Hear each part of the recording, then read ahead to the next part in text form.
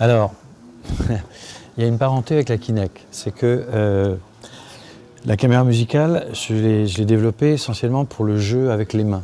Même si au départ, elle a été faite par un ami, enfin, disons, elle est liée à quelque chose qui était lié à la danse. Et comme je l'ai voulu pour des espaces scéniques où il y avait des lumières changeantes qui posaient beaucoup de problèmes avec tous les essais qu'il y avait à ce moment-là. Parce que j'étais pionnier, mais il y en a eu d'autres vraiment très peu de temps après. Le gros problème, c'était la lumière. Et donc, il se trouve, c'est ce que je raconterai tout à l'heure, que j'ai été à Berlin le jour où le mur est tombé.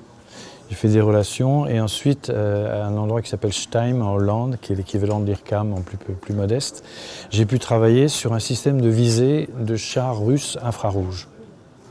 Et c'est grâce à ça que la caméra a pu se libérer de toutes les variations de lumière et de toutes les choses comme ça, sachant que bien des années après, c'est sur le même système de visée d'un char israélien que la Kinect est née.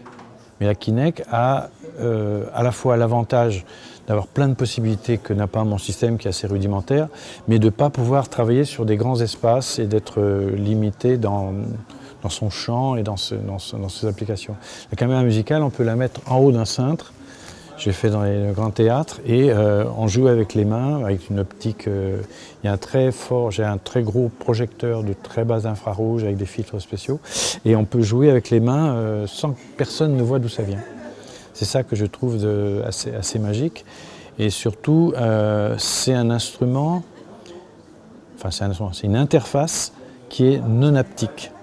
C'est-à-dire que tu fais un mouvement, mais en même temps, il n'y a pas de réponse, donc ton corps est obligé de faire le mouvement pour empêcher que tu tombes. Ce qui fait que ça peut donner, et ça s'est produit, un effet de danse. Et donc j'ai en partie une musicienne japonaise, une pianiste qui a joué avec ça en duo avec une danseuse. Et le public n'était pas prévenu, il dit mais pourquoi il y a une danseuse qui a un style et l'autre qui a un autre style? En fait c'était elle qui pilotait la musique de la danse.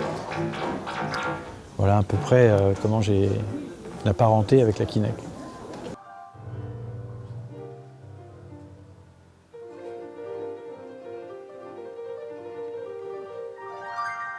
Alors, il y a eu deux directions. Celle-là, en fait, est le résultat de la deuxième direction.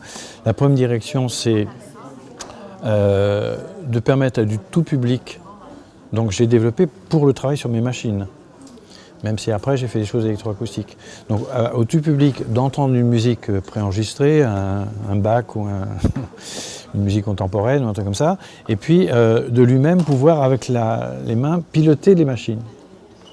Donc divers types de machines, des carillons, des orchestres, des choses comme ça que j'ai construit. Et après ça, j'ai développé une interface qui est celle-là, qui m'a permis à moi de jouer en duo avec un joueur de thérémine, Rolf Sudman. On a beaucoup tourné en Allemagne, un peu en France, etc.